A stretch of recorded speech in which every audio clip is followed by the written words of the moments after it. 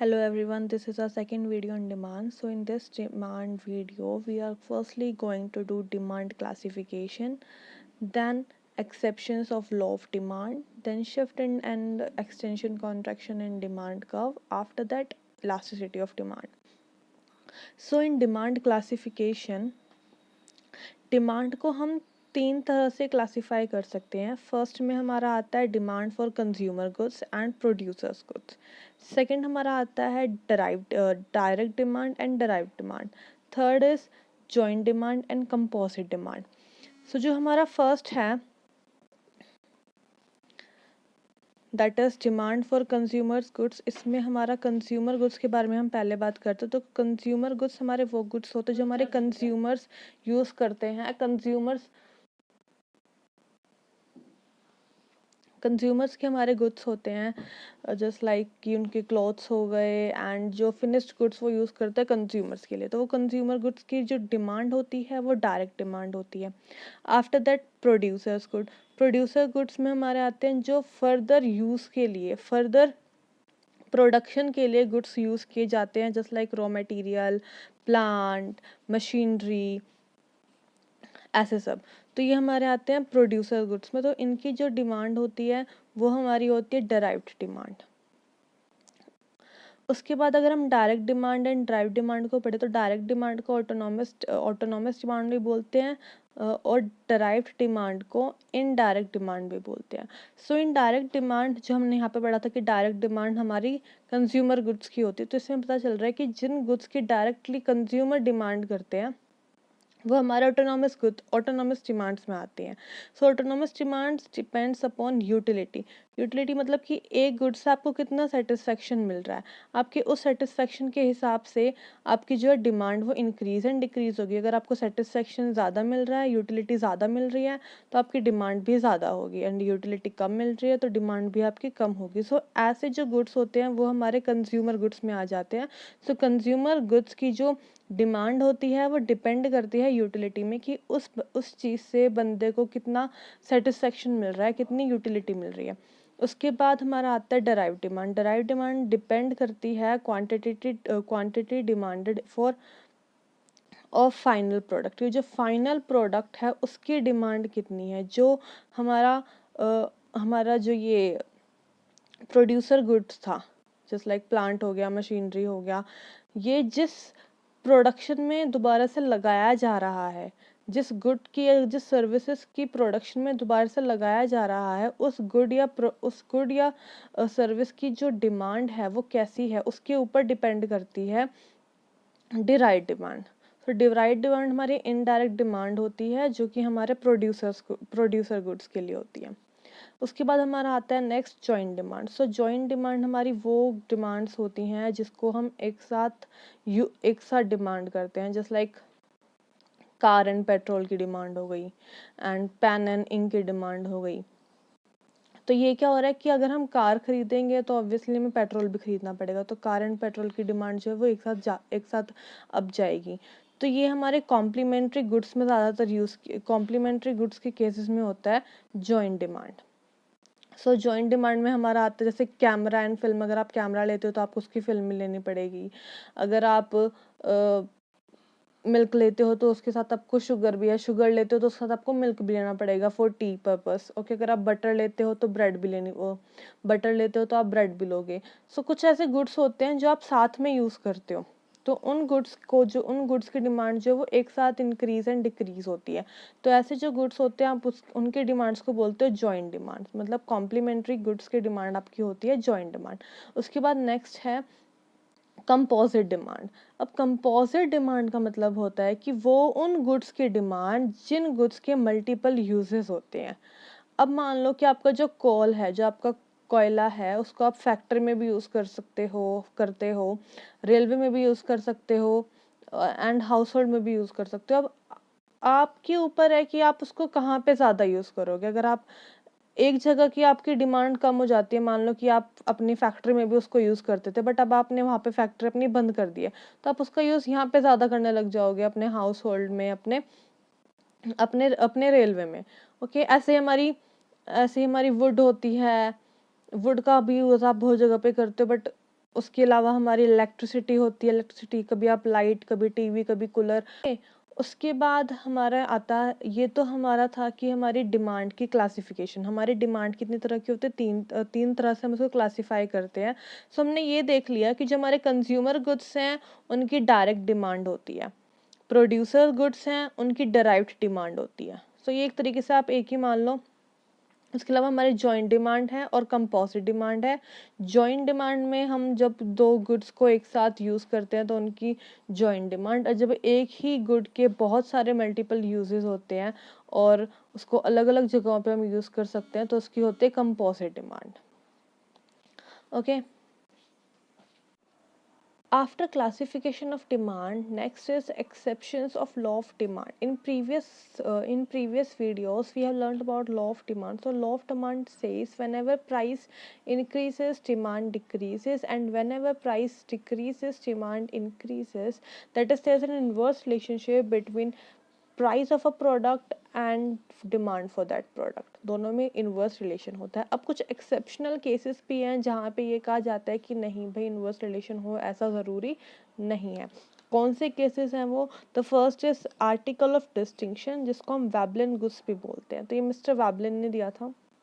तो article of distinction में बोलते हैं कि जो भी हमारी लग्जरी वाली चीज़ें होती हैं वहाँ पे बंदे प्राइस नहीं देखते कि इसका प्राइस क्या है, वो बस डिमांड करते हैं कि हाँ भाई ये लग्जरी है, चलो हाँ हम इसे परचेज करेंगे। हम प्राइस नहीं देखेंगे, हम ये नहीं कहेंगे कि हाँ इसका प्राइस ज़्यादा है तो हम इसकी डिमांड नहीं करेंगे ना, ऐसा कुछ नहीं है। अगर इसका प्राइस ज़्यादा है और लग्जरी वाली चीज़ है ये, तो हम इसकी डिमांड करेंगे ही करेंगे। उसके बाद सेकंड है, कई बार जो कंज्यूमर्स होते हैं वो इग्नोर कर देते हैं कि प्राइस क्या है, वो प्राइस को इग्नोर करते हैं, वो बस प्रोडक्ट को देखते हैं कि हाँ प्रोडक्ट है हमें लेना है चलो ले लेते हैं, प्राइस को वो इग्नोर करते हैं।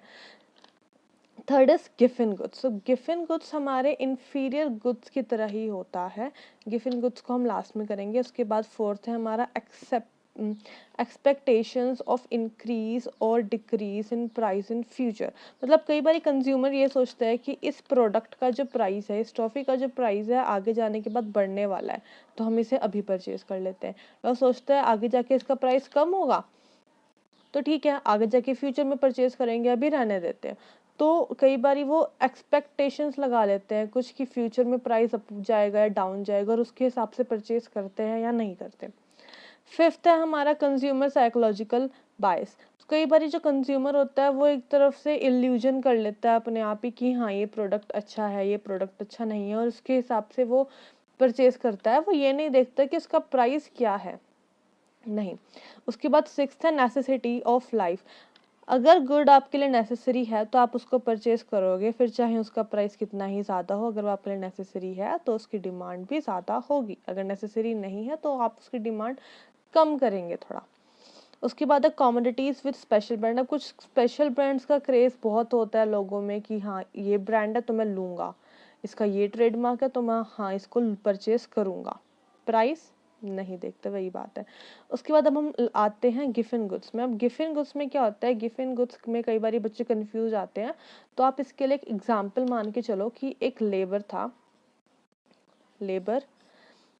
तो लेबर क्या करता था, लेबर दिन में वीक में 6 डेज वो लेबर जो था ब्रेड खाता था। 6 डेज लेबर ब्रेड खाता था और 1 डे वो मीट खाता था कि हाँ मैं 1 डे मीट खाऊंगा। इतना वो पैसे कमाता था, अकेला रहता था वो, 6 डेज वो ब्रेड खाता था, 1 डे वो मीट खाता था। अब मान लो उसकी जो इनकम थी वो कम हो गई। पहले उसे 500 रुपये मिलते थे दिन के, अब उसे मिलने लगे 400 या 300, मान लो अब उसे 300 रुपये मिलने लगे दिन के। तो वो क्या करता है, अब उसे सातों के सातों दिन ब्रेड खाना पड़ता है। अब उसे सातों के सातों दिन ब्रेड खाना पड़ता है। तो ये क्या हुआ, लेबर की इनकम कम हुई, तो जो इंफीरियर गुड है उसका ब्रेड है उसकी डिमांड बढ़ गई। तो ये हमारा गिफन गुड्स होते हैं। तो ब्रेड क्या हुआ उसके लिए, गिफन गुड, जिसकी इनकम कम होने की वजह से डिमांड बढ़ जाती है। तो गिफन गुड्स में हमारा क्या होता है कि अगर आपकी इनकम कम होगी तो आपकी डिमांड बढ़ जाएगी। तो जैसे ही उसकी इनकम कम हुई उसकी ब्रेड के लिए डिमांड बढ़ गई, तो ब्रेड उसके लिए क्या है, ब्रेड उसके लिए गिफन गुड्स है। ठीक है। ये हमारा था लॉ ऑफ डिमांड।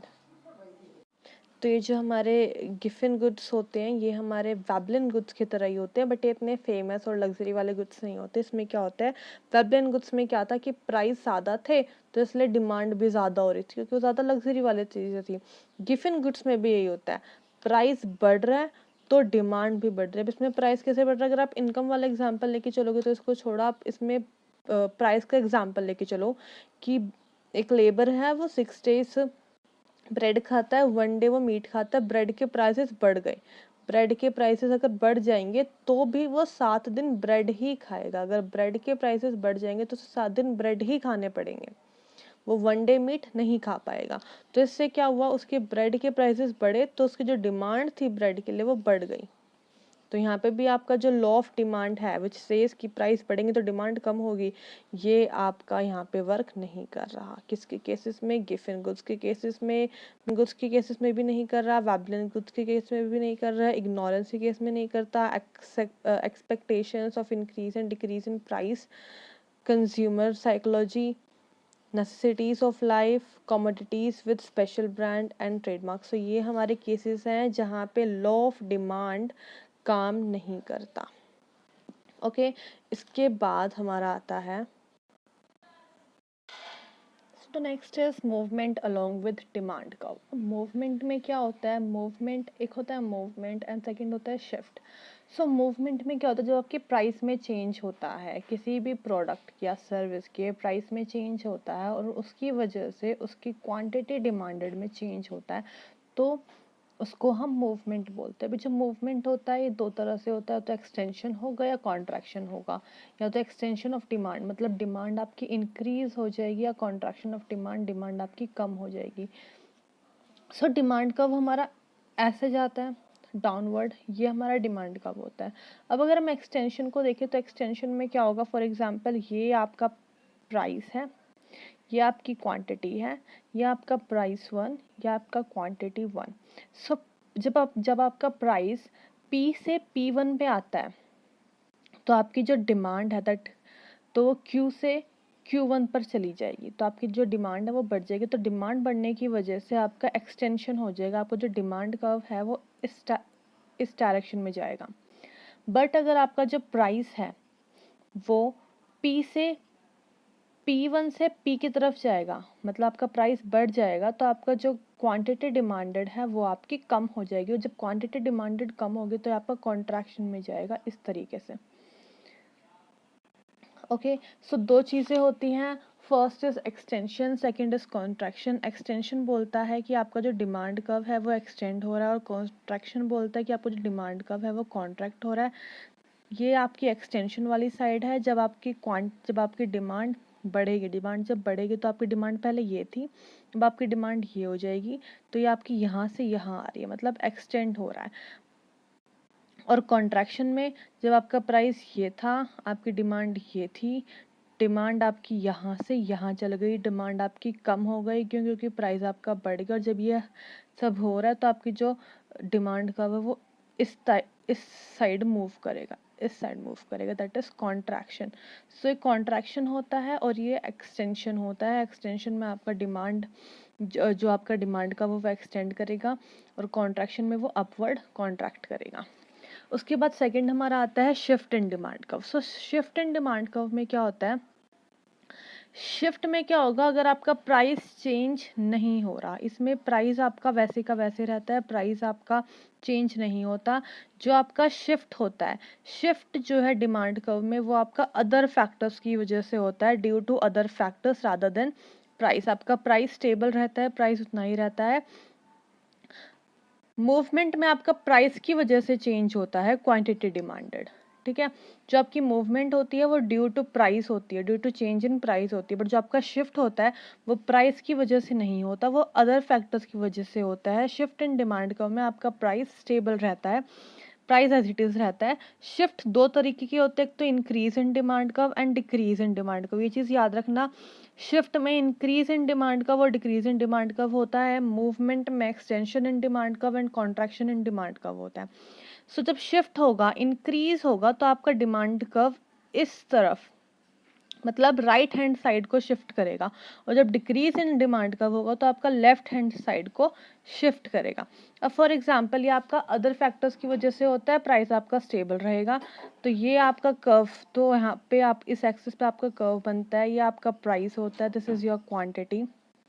मान लो आपकी क्वांटिटी, मान लो ये है आपका price and quantity demanded. Okay, मतलब आपका डिमांड कर्व भी बन रहा है ऐसे को, सॉरी ऐसे बन रहा है आपका डिमांड कर्व, ये आपका डिमांड कर्व है, ठीक है। अब आपका प्राइस स्टेबल है, प्राइस आपका स्टेबल है, बट लोगों के टेस्ट बदल गए, उनका लोगों के टेस्ट बदल के ज़्यादातर लोगों को आपका जो प्रोडक्ट है वो ज़्यादा पसंद आने लगा, तो क्या हुआ, आपका जो डिमांड थी वो आगे चली गई, डिमांड और बढ़ गई, बट आपका जो प्राइस है वो उतना ही है, तो डिमांड कर्व में क्या हो गया, शिफ्ट हो गया, इंक्रीज हो गया डिमांड कर्व। सो ये आपके D1, सो आपका प्राइस इतना ही रहेगा बट जो डिमांड है वो बढ़ जाएगी, तो ये जो डिमांड कर्व है ये D से D1 पर आ जाएगा, ठीक है। This is increase in demand curve. अब अगर मान लो कि लोगों के जो टेस्ट एंड प्रेफरेंस है वो चेंज हो जाते हैं, और जो लोग हैं उनको आपके प्रोडक्ट कम पसंद आते हैं, तो आपकी जो डिमांड है वो लेफ्ट वर्ड शिफ्ट हो जाएगी इस साइड, तो ये क्या हुआ, आपकी डिमांड कम हो गई, ठीक है। बट आपका प्राइस अभी भी स्टिल वही है, तो प्राइस की वजह से कुछ नहीं होता, अदर फैक्टर्स की वजह से होता है, तो शिफ्ट इन डिमांड कब होता है, due to other factors rather than price, and movement में होता है ड्यू टू प्राइस, और मूवमेंट में दो चीज़ें होती है, एक्सटेंशन एंड कॉन्ट्रैक्शन। शिफ्ट में होता है increase and decrease, so change in income की वजह से हो सकता है, ये टेस्ट और प्रेफरेंस की वजह से, या अदर फैक्टर्स हो गए आपके सब्स्टिट्यूट गुड्स या कॉम्प्लीमेंट्री गुड्स की वजह से, बट प्राइस की वजह से नहीं होता, ये इसके और फैक्टर्स हो सकते हैं चेंज होने के डिमांड के। ओके, सो ये हमारा था movement and shift in demand curve. अब इलास्टिसिटी क्या होता है, elasticity is the measure of responsiveness of one variable to change in other variable, कि अगर आपके एक वेरिएबल में चेंज हो रहा है, आपका एक वेरिएबल है x, उसमें चेंज हो रहा है, तो उसकी वजह से दूसरे पे क्या इफेक्ट पड़ेगा, दूसरा क्या रिस्पॉन्स करेगा इस चेंज का, दैट इज इलास्टिसिटी, कि एक फैक्टर की वजह से दूसरे फैक्टर में क्या इफेक्ट पड़ता है। अब डिमांड इलास्टिसिटी क्या होती है, demand elasticity measures the responsiveness of the quantity demanded of a good to change in its price of other goods and change in its consumers income. That means कि elasticity का मतलब तो होता है कि एक वेरिएबल की वजह से दूसरे वेरिएबल ने क्या रिस्पॉन्ड किया, एक वेरिएबल का दूसरे वेरिएबल पे क्या असर हुआ, क्या इम्पैक्ट पड़ा। अब हम इलास्टिसिटी डिमांड की बात करें तो हम इसमें ये देखते हैं कि अगर हमारे प्राइस में चेंज होता है, किसी दूसरे गुड्स के प्राइस में चेंज होता है, या कंज्यूमर की इनकम में चेंज होता है, तो उसकी वजह से डिमांड पे क्या असर पड़ेगा, उसकी वजह से एक गुड्स की डिमांड पे क्या असर पड़ेगा। ओके, तो इलास्टिसिटी डिमांड का सिंपल मीनिंग है कि अगर आपका प्राइस चेंज हो, किसी और गुड्स का प्राइस चेंज हो, या कंज्यूमर की इनकम चेंज हो, तो उससे आपकी डिमांड पे क्या असर पड़ता है। अब जो इलास्टिसिटी ऑफ डिमांड है उसको निकालने के 3 वेज होते हैं, 3 तरह की होती है आपकी इलास्टिसिटी ऑफ डिमांड। इलास्टिसिटी निकालने के मेथड्स दूसरे हैं, 3 तरह की होती है आपकी elasticity of demand. First is price elasticity of demand, second is income elasticity of demand, third is cross elasticity of demand. जो हमारा फर्स्ट है प्राइस इलास्टिसिटी ऑफ डिमांड, ये कहता है कि आपका परसेंटेज चेंज हुआ कुछ प्राइस में, उसकी वजह से क्या असर हुआ आपकी डिमांड पे। सेकंड इनकम क्या कहते हैं कि आपका कुछ चेंज हुआ इनकम में, तो उसकी वजह से आपकी डिमांड कितनी चेंज हुई, that is income elasticity of demand. Cross elasticity of demand में क्या होता है कि एक गुड का प्राइस चेंज हुआ तो उसकी वजह से दूसरे गुड्स की डिमांड पे क्या असर हुआ, प्राइस x का चेंज हुआ तो डिमांड y की कैसे चेंज होगी। तो ये हमारा होता है price, income and cross elasticity of demand. अब इलास्टिसिटी ऑफ डिमांड का फॉर्मूला क्या होता है?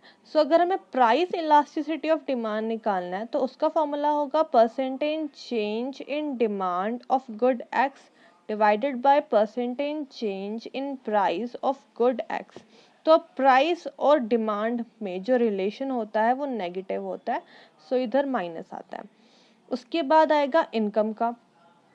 इनकम इलास्टिसिटी ऑफ डिमांड कैसे निकालते हैं? Percentage change in demand of good X due to percentage change in income. अब अगर हमें क्रॉस इलास्टिसिटी ऑफ डिमांड निकालना है तो उसका भी यही फॉर्मूला है क्रॉस इलास्टिसिटी ऑफ डिमांड का, that is percentage change in demand of good X due to percentage change in demand in price of good Y. अगर ये दोनों कॉम्प्लीमेंट्री गुड्स हैं तो इनका जो इम्पैक्ट होगा वो नेगेटिव होगा। कैसे?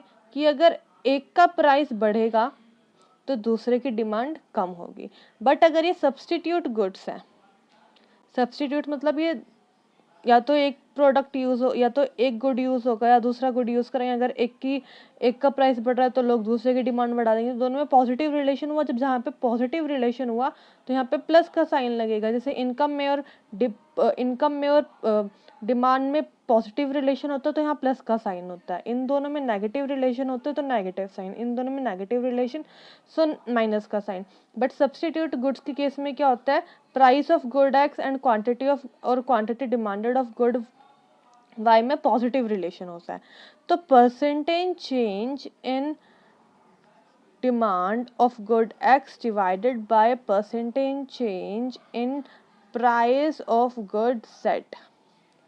अगर ये दोनों सब्स्टिट्यूट गुड्स है तो अगर ये दोनों कॉम्प्लीमेंट्री गुड्स हैं तो इसका फॉर्मूला ये लगेगा। सो ये हमारा एक फॉर्मूला है जो हम यूज करते हैं अपनी इलास्टिसिटी ऑफ डिमांड निकालने के लिए। ओके ये प्राइस इलास्टिसिटी ऑफ डिमांड के लिए, that is income, and that is cross elasticity of demand निकालने के लिए। अब उसके बाद हमारा इलास्टिसिटी ऑफ डिमांड का एक दूसरा फॉर्मूला होता है, that is elasticity of demand is equal to change in quantity divided by change in price into price divided by quantity. ये हमारा इलास्टिसिटी ऑफ डिमांड का सेकेंड फॉर्मूला है। ये भी उसी जो हमारा फॉर्मूला है ना कि percentage change in quantity divided by percentage change in price, इसी फॉर्मूले से ड्राइव हुआ है। कैसे? कि आप परसेंटेज चेंज इन क्वांटिटी निकालोगे तो कैसे निकालोगे? Change in quantity divided by quantity into 100। Change in percentage change in price निकालोगे तो कैसे निकालोगे? Change in price divided by total price into में 100। तो अब इसको थोड़ा एग्जाम्पल से समझते हैं। फॉर एग्जाम्पल कि मान लो कि आपका जो प्राइस था वो 3000 था। तो जब 3000 प्राइस था तो जो क्वांटिटी डिमांड होती थी वो 10 यूनिट्स की होती थी। अब जो आपका प्राइस है वो आपका हो गया है 6000। तो अब जो क्वांटिटी डिमांड होती है वो आप 30 यूनिट्स की। अब आप यूँ कहोगे कि प्राइस बढ़ता है तो फिर क्वांटिटी कम होती है, बट आप ऐसे भी सोच सकते हो कि कुछ एक्सेप्शनल केसेस भी होते हैं हमारे। अब प्राइस P से P1 पे आया 6000, Q से Q1 आया 30,000। अब हम निकालेंगे प्राइस इलास्टिसिटी ऑफ डिमांड। अब उसका फॉर्मूला क्या था? प्राइस इलास्टिसिटी ऑफ डिमांड का फॉर्मूला है percentage change in quantity demanded divided by percentage change in price. तो हम वो कैसे निकालेंगे? पहले हमारी क्वांटिटी डिमांड होती थी, अब हमारी क्वांटिटी डिमांड होती है 30 रुपीज़ की। पहले होती थी 10 की, डिवाइडेड बाय प्रीवियस 10 इंटू 100। ये हमारा हुआ percentage change in quantity demanded. अब परसेंटेज चेंज इन प्राइस अभी हमारी होती है 6000 प्राइस है, उससे पहले 3000 प्राइस है, divided by previous price 3000 into 100।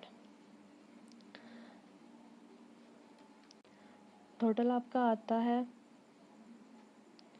20।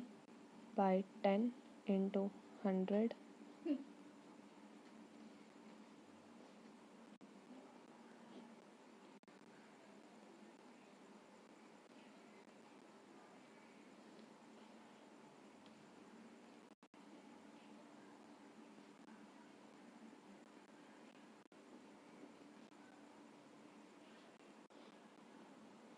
ये आपका आया 2। सो 2 जो है आपकी आई इलास्टिसिटी ऑफ डिमांड। अब ये हमारी इलास्टिसिटी ऑफ डिमांड आई। अब ये इलास्टिसिटी ऑफ डिमांड कैसी है, तो इसकी कुछ डिग्रीज होती है। इलास्टिसिटी ऑफ डिमांड की कुछ डिग्रीज होती है, तो हम उन डिग्रीज को पढ़ते हैं। Degree of elasticity of demand हम पढ़ेंगे। Degree of elasticity of demand में क्या होता है कि जब हमने लास्ट क्वेश्चन में इलास्टिसिटी ऑफ डिमांड निकाला था, जो हमारा किया आया था elasticity of demand is equal to 2। अब हमें ये पता होना चाहिए कि ये 2 है, तो हम इसकी कौन सी डिग्री में आते हैं इलास्टिसिटी ऑफ डिमांड की। तो इलास्टिसिटी ऑफ डिमांड की 5 डिग्रीज होती हैं। First is perfectly elastic demand, second is perfectly inelastic demand, third is unitary elastic, fourth is greater than unitary elastic and fifth is less than unitary elastic. So first degree कहती है कि आपका elasticity of demand है वो infinity के equal है। सो infinity का मतलब, इन्फिनिटी कैसे आया कि मान लो आपकी जो आपका जो प्राइस है वो चेंज नहीं हो रहा, वो सेम है आपका प्राइस हर लेवल पे, आपका प्राइस चेंज नहीं हो रहा, तो क्वांटिटी जो है पर वो चेंज होती जा रही है ड्यू टू अदर फैक्टर्स। आपकी जो क्वांटिटी है वो कभी बढ़ रही है कभी घट रही है, तो परसेंटेज चेंज इन डिमांड में कुछ है, परसेंटेज चेंज इन डिमांड में कुछ है, but percentage change in price तो कुछ नहीं हो रहा, वो तो ज़ीरो है। तो हमने ये पढ़ा है ना कि अगर ऊपर कुछ हो और उसको हम डिवाइड करते हैं ज़ीरो से, तो हमारा आंसर क्या आता है, इनफाइनाइट। तो उसी तरीके से जो हमारा इलास्टिसिटी ऑफ डिमांड है वो इनफाइनाइट हो जाएगा। उसके बाद सेकंड है परफेक्टली इन इलास्टिक डिमांड।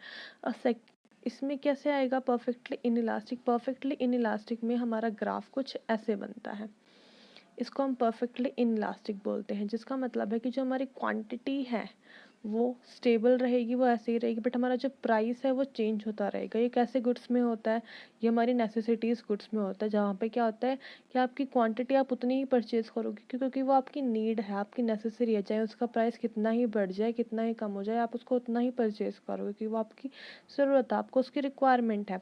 तो इसमें क्या होता है कि अगर आपका परसेंटेज चेंज इन क्वांटिटी 0 है और उसके अपोन में कुछ चेंज हो रहा है, तो उसका आंसर क्या आता था, आपका 0 आता था। तो उसी तरीके से हमारा जो इलास्टिसिटी ऑफ डिमांड है वो 0 आ जाएगा।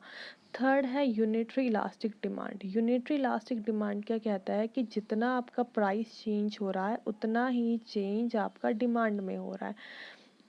तो जो हमारा परसेंटेज चेंज इन प्राइस है वो परसेंटेज चेंज इन क्वांटिटी है, दोनों हमारा इक्वल है। इसका जो ग्राफ है वो आपका कुछ एक ऐसे बनता है, एक स्ट्रेट लाइन बनती है।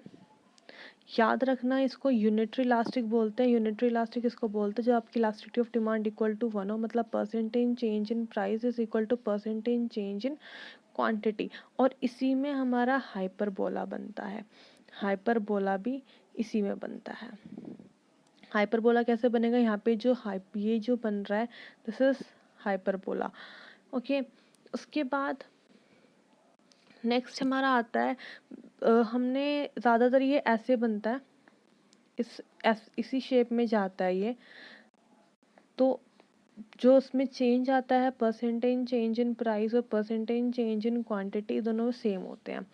उसके बाद ग्रेटर देन इलास्टिसिटी में क्या होता है, आपकी इलास्टिसिटी ग्रेटर देन 1 होती है। ग्रेटर देन 1 में क्या होगा कि ऊपर वाला जो पोर्शन है that is percentage change in quantity, या आपका ज़्यादा चेंज होगा due to percentage change in price. तो इसमें थोड़ा आपका कम चेंज होगा, इसमें आपका ज़्यादा चेंज होगा। जैसे हमारा लास्ट वाले क्वेश्चन में आया था दैट इज क्या आया था हमारा 2।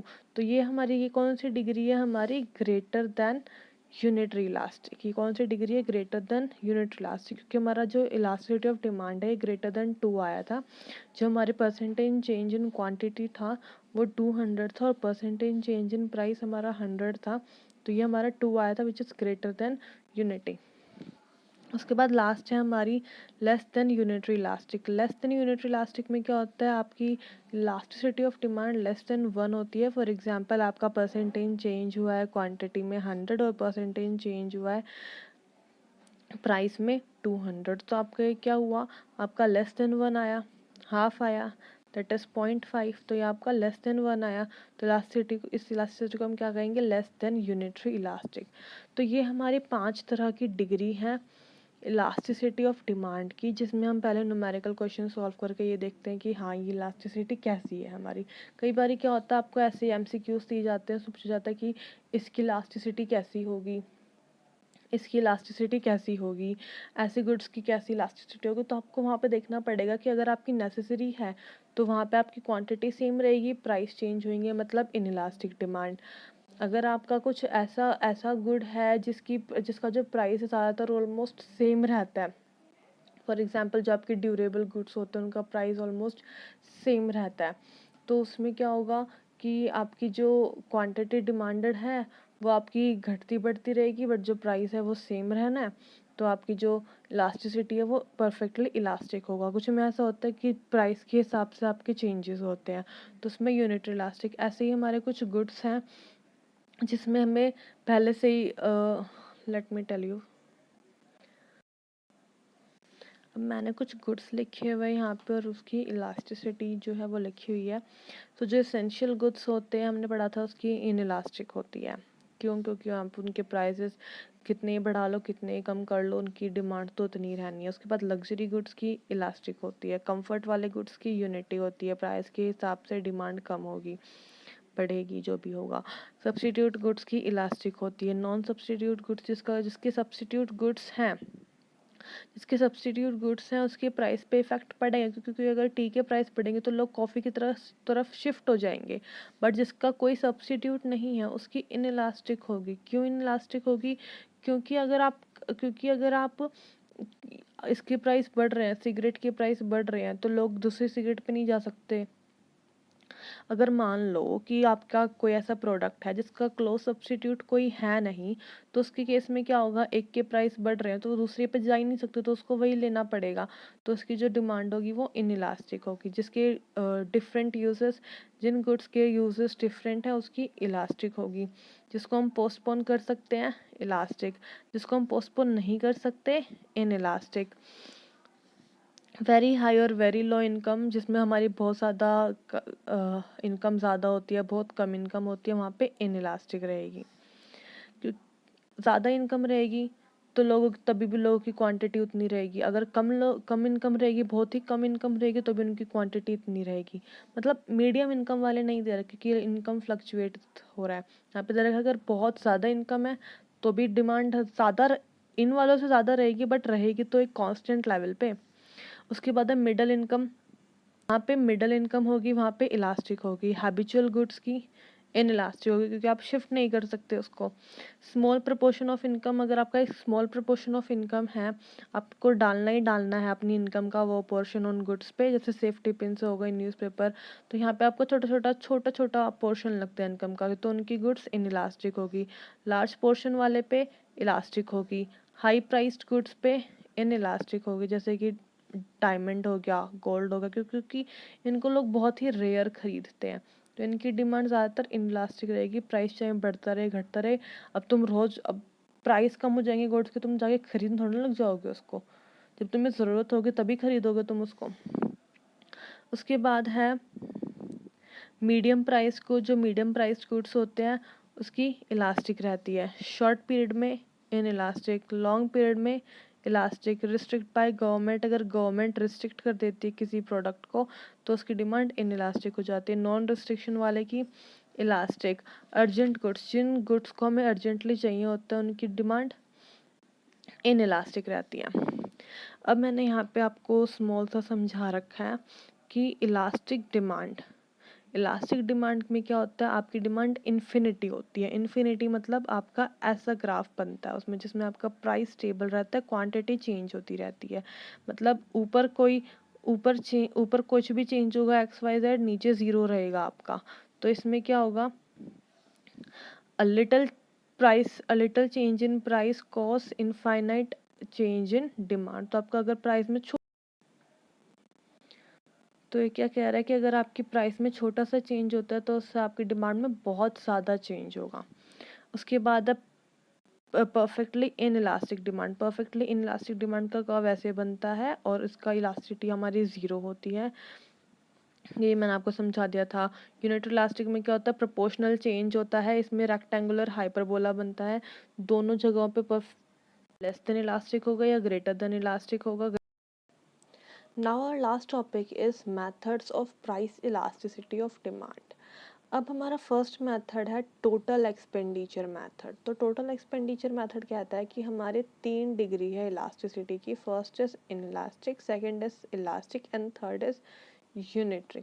सो यूनिटरी में क्या होता है, जो हमने देखा था elasticity is equal to 1, elastic में elasticity is greater than 1, in elastic में इलास्टिसिटी इज लेस देन 1। अब हम डिफाइन कैसे करेंगे कि इलास्टिसिटी लेस देन 1 है, ग्रेटर देन 1 है और इक्वल टू 1 है।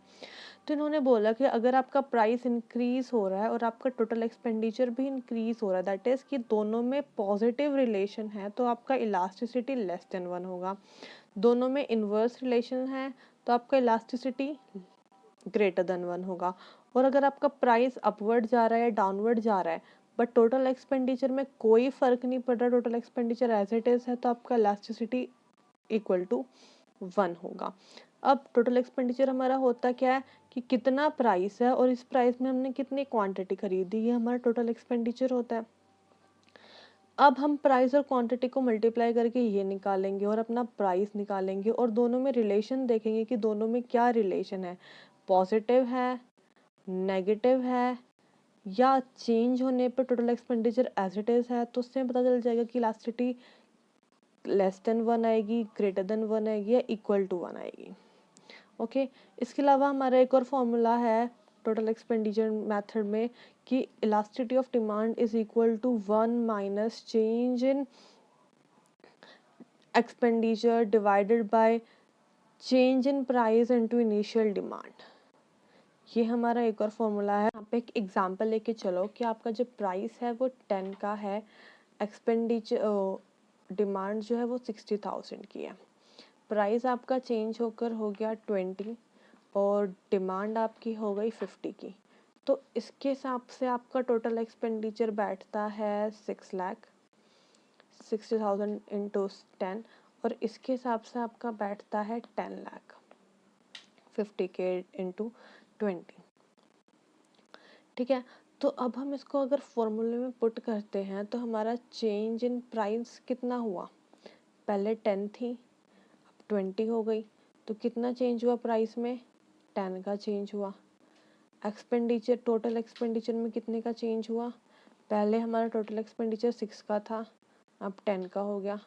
टोटल एक्सपेंडिचर में चेंज हुआ 4 लाख का, तो 4 लाख का यहाँ पे चेंज, प्राइस में 10 का चेंज। अब अगर हम इसको अपने फॉर्मूले में पुट करें, so elasticity of demand is equal to 1 minus change कितना है हमारा 4 लाख का डिवाइडेड बाय एक्स हमारी इनिशियल डिमांड दैट इज 60,000, तो 60,000 मल्टीप्लाई हमारा प्राइस में कितने का चेंज है 10 का चेंज। सो उसके हिसाब से 60,000 से 40,000 दिस से दिस, तो ये हम इससे माइनस करेंगे तो ये हमारा आएगा कुछ elasticity of demand is equal to 1 minus 2/3, देखा जाए तो 1/3, तो ये हमारा आया लेस देन यूनिटरी, 1 से कम है, लेस देन 1 है। तो इसमें क्या था कि अगर हम इसको इसके हिसाब से देखें कि हमारा प्राइस, अगर प्राइस में और इलास्टिसिटी ऑफ डिमांड में दोनों में पॉजिटिव रिलेशन है तो लेस देन 1 होगी इलास्टिसिटी। तो वही चीज़ यहाँ पे हो रही है, प्राइस आपका इंक्रीज हो रहा है, टोटल एक्सपेंडिचर भी आपका इंक्रीज हो रहा है, 6 to 10 दोनों में क्या आ रहा है हमारा लेस देन 1। और अगर हमने इसको फॉर्मूले में पुट किया, इस फॉर्मूले में पुट किया तो हमारा क्या आया लेस देन 1। उसके बाद हमारा सेकंड मेथड है डिमांड का, प्रोपोर्शनेट और percentage method, used when change in price and change in quantity are very small. जब ये बहुत स्मॉल स्मॉल होता है कि थोड़ा बहुत चेंज है, अब यहाँ पे देखो ज़्यादा चेंज हुआ था तो हमें ज़्यादा निकालना पड़ा था, बट जब ये थोड़ा बहुत चेंज हो रहा है तो हम इसको यूज़ कर सकते हैं। तो हमने अभी इसका क्वेश्चन भी क्या था हमने कि percentage change in quantity divided by percentage change in price. इसका ये फॉर्मूला भी देखा था हमने कि change in quantity divided by quantity into change in price, change in quantity divided by change in price into price divided by quantity। उसके बाद next method है हमारा पॉइंट इलास्टिसिटी ऑफ डिमांड। ये हमारे इसमें ग्राफिकल मेथड है, इसमें हम ग्राफ्स के थ्रू देखते हैं कि अगर हमारी इलास्टिसिटी यहाँ पे है तो वो इनफाइनाइट होगी, यहाँ पे है तो ज़ीरो होगी, मिड पॉइंट में है तो इलास्टिसिटी इज इक्वल टू 1 होगी, मिड पॉइंट से ऊपर है तो 1 से ग्रेटर होगी, मिड पॉइंट से नीचे है तो 1 से लेस देन होगी, अगर बिल्कुल यहाँ पे है तो 0 होगी। इसमें भी हमारा सेम फॉर्मूला है। सेकेंड फॉर्मूला इसमें ये है कि lower portion divided by upper portion, कि lower portion divided by upper portion. Okay, अगर हमें ये वाला पोर्शन निकालना है कि ये वाला कैसे निकलेगा, तो लोअर पोर्शन ये यहाँ पे लिख दिया, मान लो कि ये हमारा 1 है, divided by upper portion, upper portion में क्या आ गया 1 2 3, ये हमारा 3, तो ये हमारा ऑब्वियसली लेस देन 1 हो गया। अब अगर हमें मान लो ये वाला पॉइंट निकालना है तो यहाँ पे भी 2 है, यहाँ पे भी 2 है, 2/2, ये हमारा 1 हो गया, इक्वल टू 1 हो गया। अब अगर हमें ये वाला पॉइंट निकालना है तो ये हमारा लोअर पोर्शन है, लोअर पोर्शन में कितना है 1 2 3, 3 डिवाइडेड बाय अपर पोर्शन में 1 है, तो ये हमारा क्या आया 3 आया, तो 3 हमारा ग्रेटर देन 1 है। सो इस तरह से हमारा पॉइंट इलास्टिसिटी ऑफ मेथड है। उसके बाद हमारा है arc elasticity of method, more realistic and dependable. If percentage change in price of X बढ़ता है is equal to percentage change in price of Y fall हो रहा है, मतलब जितना ये प्राइस बढ़ रहा है एक्स का उतना ही प्राइस फॉल हो रहा है वाई का। तो percentage change in quantity of X और percentage change in quantity of Y ये दोनों भी इक्वल रहेंगे। मतलब कि अगर एक की प्राइस में जो इंक्रीज हो रहा है दूसरे के प्राइस में उतना ही परसेंटेज का डिक्रीज हो रहा है, तो इसकी क्वांटिटी में जो फॉल होगा वो उतना ही होगा जितना इसकी क्वांटिटी में इंक्रीमेंट होगा। कि अगर इनके प्राइसेस में इक्वल चेंज आ रहा है तो इनकी क्वांटिटी में भी इक्वल चेंज आएगा। That is elasticity of X is equal to elasticity of Y. उसके बाद ये है हमारा रिवेन्यू मेथड। रिवेन्यू मेथड से बहुत क्वेश्चन आते हैं। रिवेन्यू मेथड में बच्चे सोचते हैं रिवेन्यू मेथड है क्या, हमने तो कभी देखा ही नहीं। तो रिवेन्यू मेथड में क्या होता है, एवरेज रिवेन्यू, एवरेज रिवेन्यू को हम क्या कहते हैं पी। तो एवरेज रिवेन्यू कर्व हमारा डिमांड कर्व की तरह होता है। तो डिमांड कर्व का हमारा इलास्टिसिटी ऑफ डिमांड का क्या फॉर्मूला होता है एवरेज रिवेन्यू से, कि average revenue divided by average revenue minus marginal revenue. When total revenue is maximum and marginal revenue is 0, elasticity of demand is equal to 1. So ये हमारी important चीज़ है, याद रखने की चीज़ है।